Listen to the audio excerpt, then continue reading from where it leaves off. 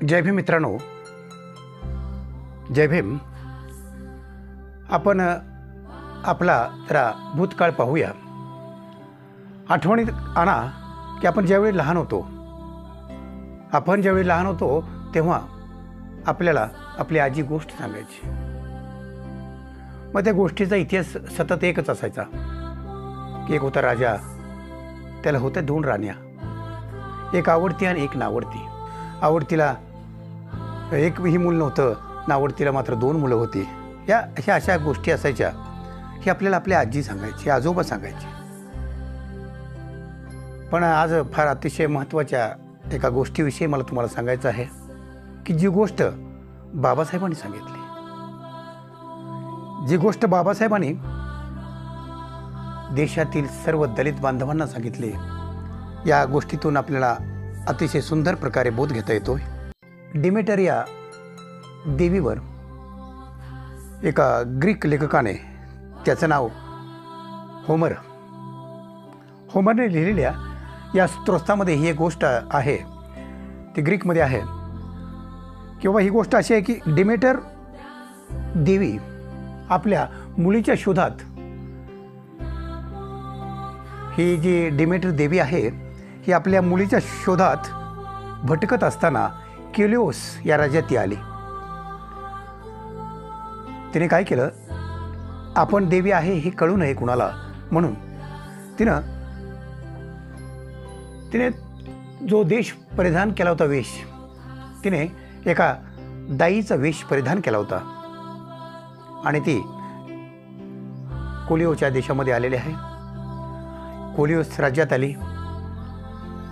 त्यावेळी त्या राज्याची राणी मेटोरेनाने तिला पाहिलं आणि तिला आपलं मूल सांभाळण्यासाठी तिने त्या कामावर ठेवलं. आता ह्या मेटोरेनाचा जो मुलगा होता डेमापूल, त्या डेमापूल या मुलाचा सांभाळ करण्यासाठी हिला त्या राणीने कामावर ठेवलं. मग ही जी देवी आहे, जी दासीच्या रूपामध्ये ती त्या राजवाड्यात राहू लागली.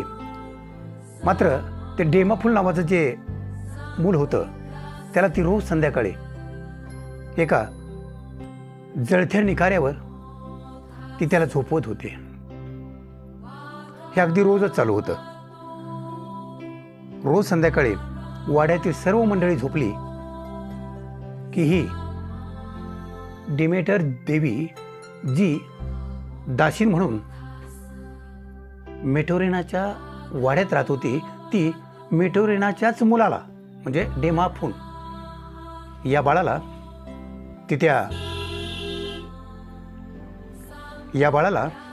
ती जळत्या निखाऱ्यावर झोपवत होती.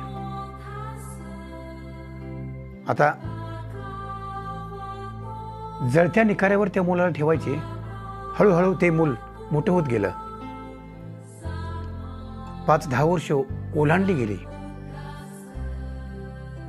त्या मुलात एक नवीन तेजस्वीपणा आला. रोज एका अग्नीशी झुंज करण्याची ताकद त्यात निर्माण झाली. त्याच्यामध्ये देव अंकुश येऊ लागला. तो फार अमानवी दैवशक्ती प्राप्त होत असतानाच एके रात्री, मध्यरात्री, एकदा डेमाफूनची आई डिमेटर ही त्या दासीच्या खोलीत गेली आणि तिनं पाहिलं तर आपल्या मुलाला नारायण करून तिनं अग्नीवर ठेवलं होतं.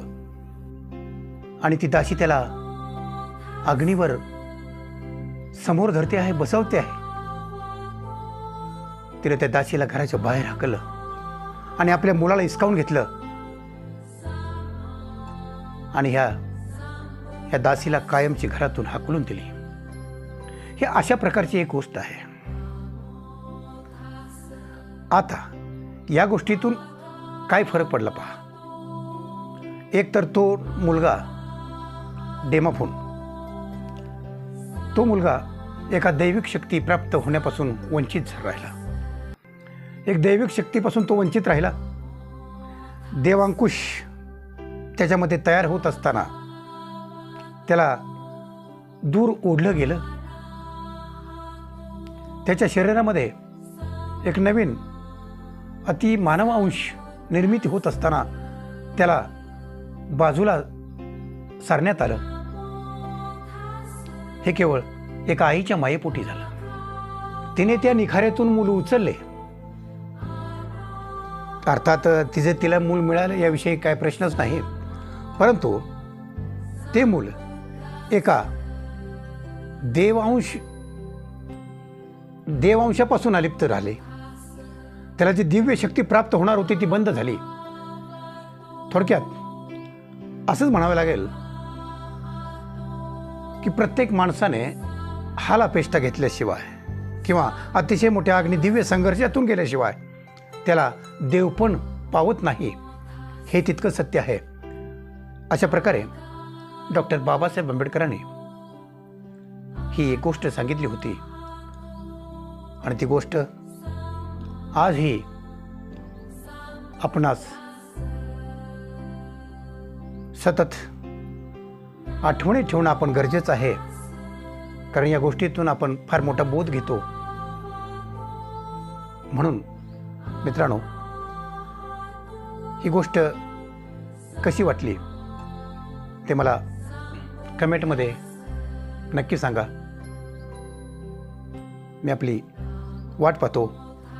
जय भीम, नमो बुद्धाय.